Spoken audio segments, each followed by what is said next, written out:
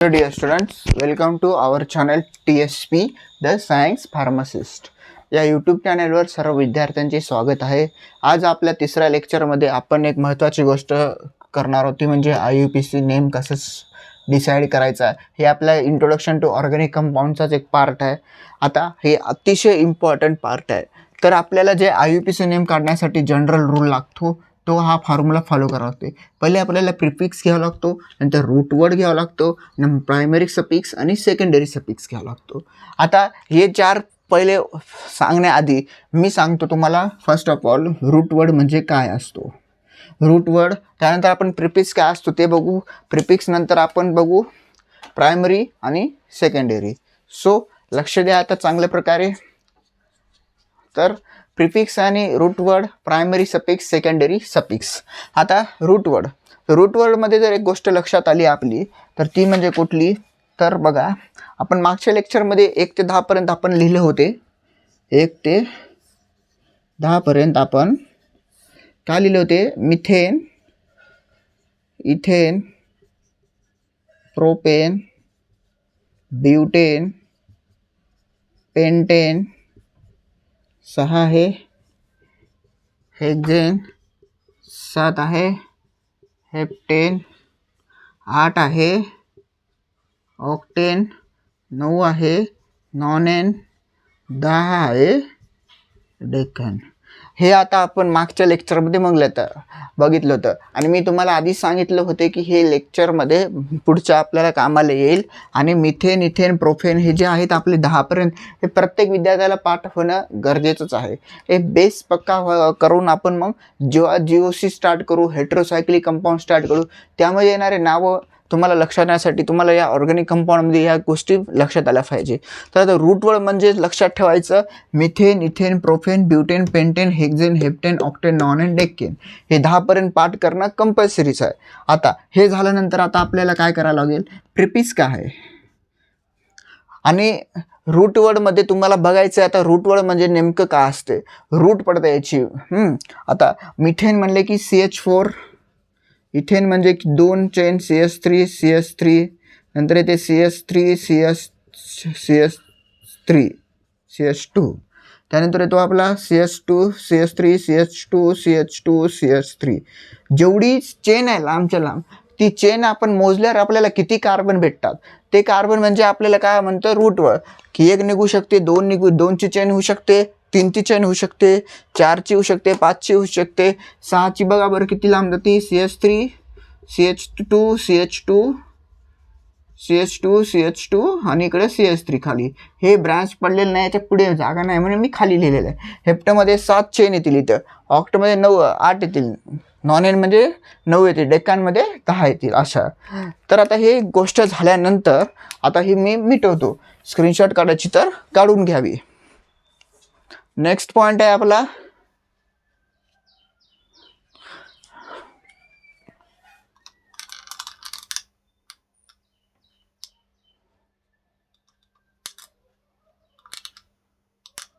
आता. तर next point बघा काय आहे आपला, तो म्हणजे प्रिफिक्स. रूटवर तर आपण सांगितलं तुमची चेन किती असते. आता आपण बघू प्रिफिक्स काय असते. प्रिफिक्समध्ये जर महत्त्वाची गोष्ट आपण जर म्हणली तर त्याचे मुख्यतः 3 टाईप पडतात. त्याच्यामध्ये पहिला आहे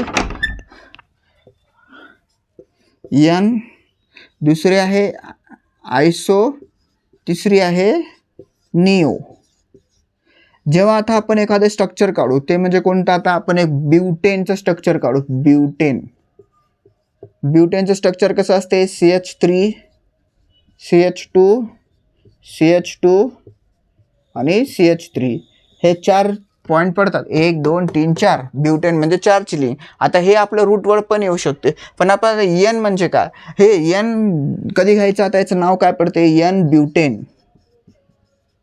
N नाव कशामुळे पडलं? कारण ते एकाच चेनमध्ये आहे, त्याची कुठल्याही प्रकारची ब्रँचेस होणार नाही. ब्रँच एखादी, आता समजा इथला मी एक याच्या हटवला आणि इथला एक कट केला आणि एक CH3 इथं लिहून टाकला, तर याची इथं ब्रँच फुटलेली आहे. स्ट्रेट चेनमध्ये नाही आहे, ब्रँच फुटलेली आहे. तरी हे आपलं काय ते आयसोमध्ये येते. मग याचं नाव चेंज होऊन काय होणार, ब्युटेनच राहणार, फक्त आयसोब्युटेन येणार, एवढाच फरक राहणार, बाकी काहीही चेंजेस होणार नाहीत. CH3 एक लक्षात ठेवा, टफ कन्सेप्ट आहे. एन म्हणजे काय होते की स्ट्रेट चेन. हां, त्यानंतर येतो ISO. हां, ह्याच्यामध्ये येतो 1 ब्रांच आणि निओमध्ये येते 4 कार्बनला अटॅच येते. आता बघा, आपण एक ब्युटेनचं स्ट्रक्चर घेतलं, डबल सांगतोय, CH2 CH3. आता बघा, आता याचं नाव काय, आपण इथं स्ट्रेट चेन आहे, कुठल्याही प्रकारची इथून ब्रँच नाही, इथून ब्रँच नाही, इथून ब्रँच नाही, काही ब्रँच नाही. तर याला आपण काय करू, एन ब्युटेन हे डॅश मारू, हे याचा IUPAC नेम. प्रिफिक्स आणि रूट वर्डला घेऊन प्रायमरी सफिक्स आणि सेकंडरी सफिक्स मी सांगितलेच नाही, दोनच सांगितले. त्यानंतर बघा, याची जर ब्रँच फुटली समजा, आता इथं आपण CH3 घेतला, तर हे काय येणार, आयसोब्युटेन. कार्बन तुम्ही फक्त एकच चेक करायचं, कार्बन किती आहेत, 1 2 3 4, संपला विषय. ब्रँच फुटली की आयसो. आणि जर अजून एक स्ट्रक्चर असतं, CH3 CH3 आणि एक CH3, हे असं 4 कार्बन मिळून एक स्ट्रक्चर निर्माण करतं. तर याला आपण एक महत्त्वाची गोष्ट म्हणू, ती म्हणजे कोणती, याला आपण निओपेंटेन पण म्हणू, निओब्युटेन. पण निओब्युटेन असं नसते, त्यामुळे आपण एक महत्त्वाची गोष्ट कोणती करू, त्याला आपण पेंटेनमध्ये घेऊत. आपण एक नवीन एक्झाम्पल, हे अशी स्ट्रेच चेन आहे. तर आता हा कार्बन 2 काढून आपण इथं टाकून देऊ CH2.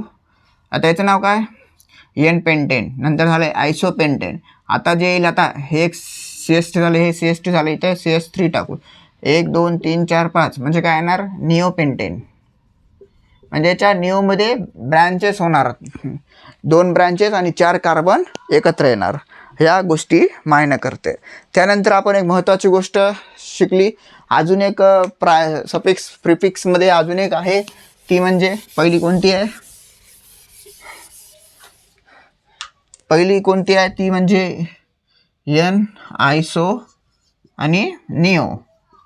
आता दुसरी कोणती आहे, ते म्हणजे प्रायमरी, सेकंडरी, टर्शरी, क्वाटर्नरी. आता आपण काय करू,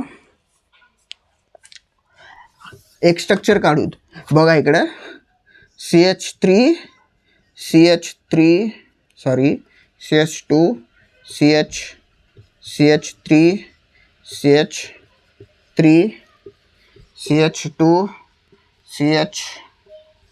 CH2 प्लस CH3.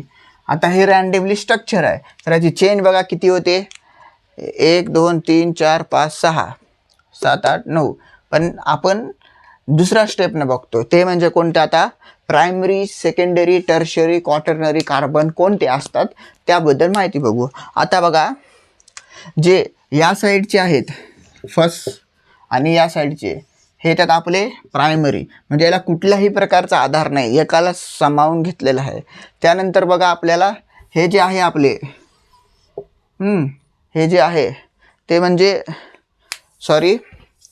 हे जे आहे आपले टर्शरी झाले. पण प्रायमरीच्या नंतर जे येणार इथं बघा, हे आपले झाले सेकंडरी. म्हणजे याला इकडून एक ब्रँचेस आहेत, इकडून एक ब्रँचेस चेन आहे त्यांची. प्रायमरीमध्ये फक्त एक साईडला ब्रँच आहे, असं झालं.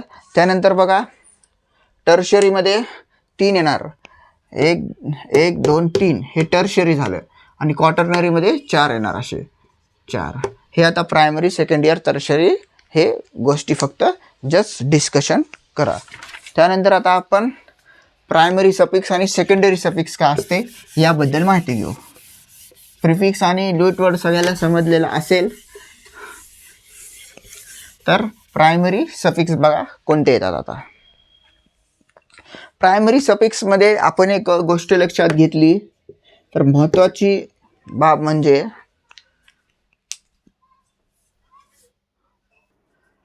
आता तर आपण प्रिफिक्स आणि रूट वर्ड झाले आपले.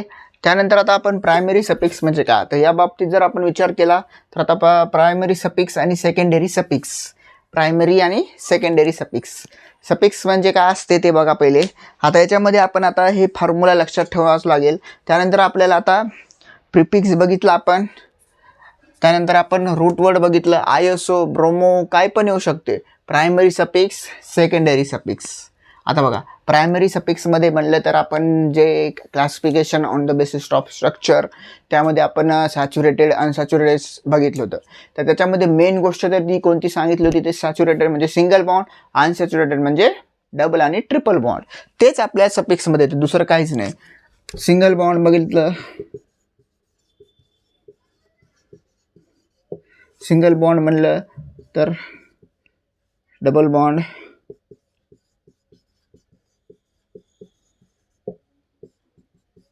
आणि ट्रिपल बॉन्ड.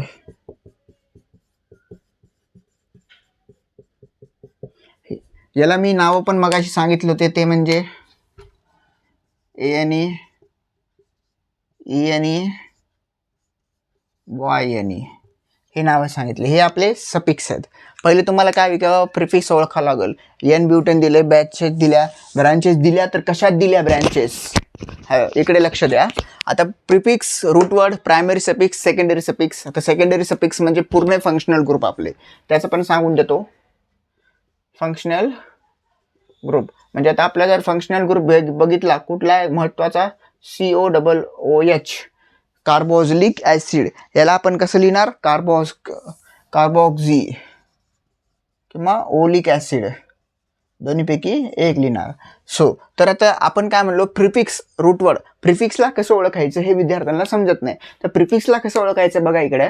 तर काय करावं लागेल, प्रिफिक्समध्ये आपल्याला महत्त्वाची गोष्ट ही म्हणजे की आपण जे टाईप्स म्हणले त्यांचे कोणते, एन, आयसो आणि निओ म्हणलं, तर तुम्हाला फर्स्ट ऑफ ऑल काय विचारावं लागेल की ती जी चेन दिलेली आहे तुम्हाला, ती स्ट्रेच चेनमध्ये दिलेली आहे का. तर स्ट्रेच दिली असेल तर तुमचा प्रिफिक्स आहे N.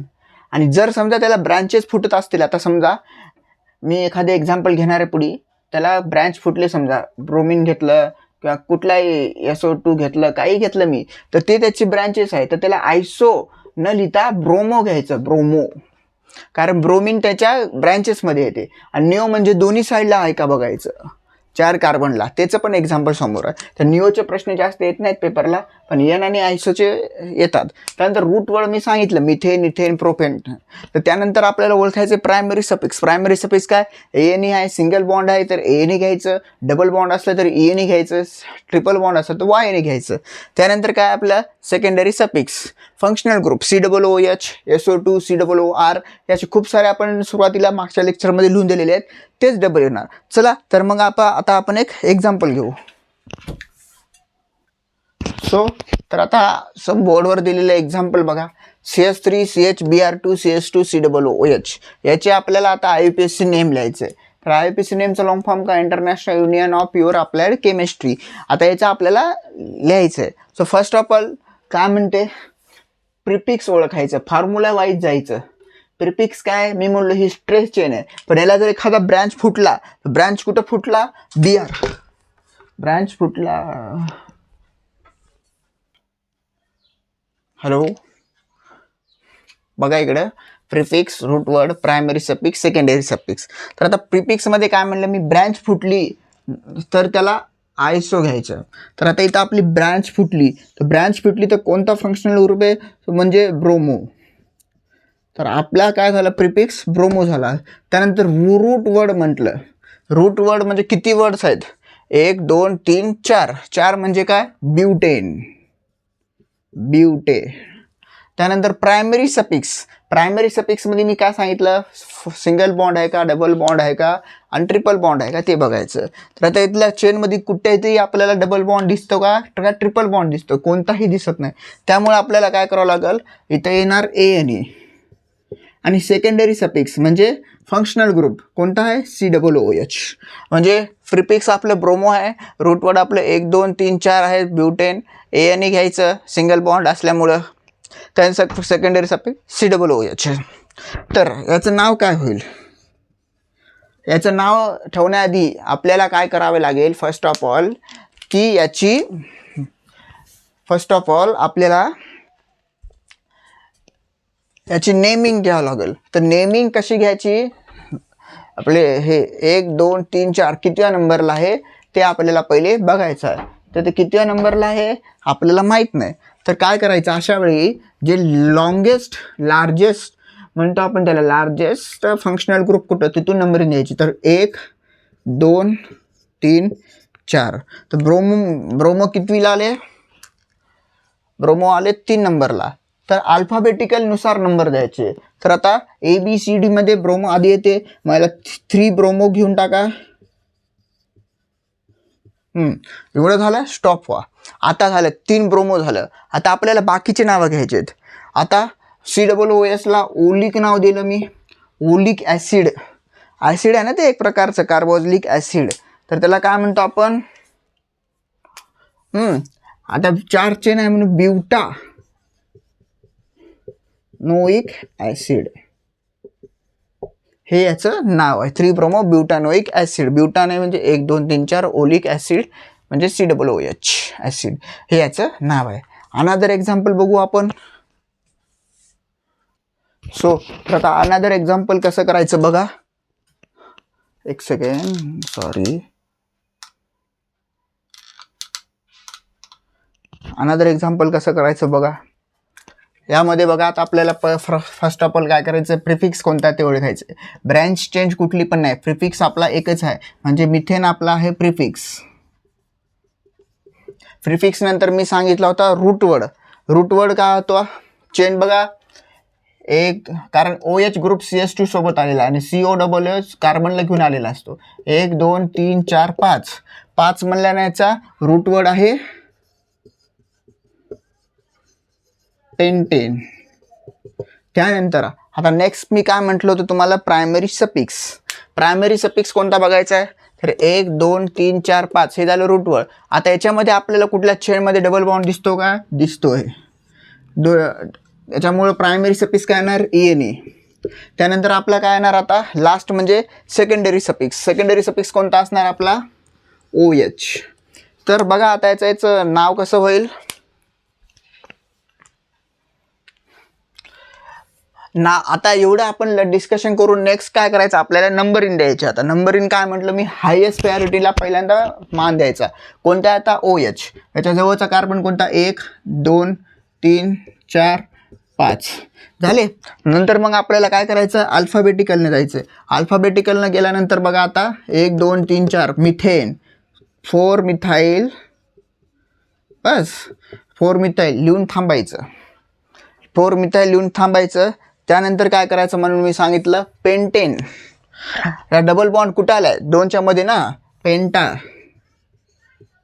2 ENE 1 oleic acid, sorry 1 ENO, कारण हे आपल्याला पाठ करणं गरजेचं आहे. EN1OL हे आपलं आहे. सो आजच्या लेक्चरमध्ये एवढंच आहे. तुम्हाला माझं लेक्चर आवडल्यास लाईक शेअर आणि सबस्क्राईब करा आणि भरभरून प्रेम द्या. असंच आपण GOC, heterocyclic compound, different organic chemistry कोणती येते, अजून अल्कोहोल, अरोमॅटिक कंपाऊंड कोणते येते, त्यानंतर आपण बघणार आहोत नेम रिॲक्शन. आता हे सगळे आपण पहिले शिकणार, यानंतर नेम रिॲक्शन देणार. सगळ्या गोष्टी आपण बघणार, स्टेप बाय स्टेप आपण बघू. Thank you for watching this video.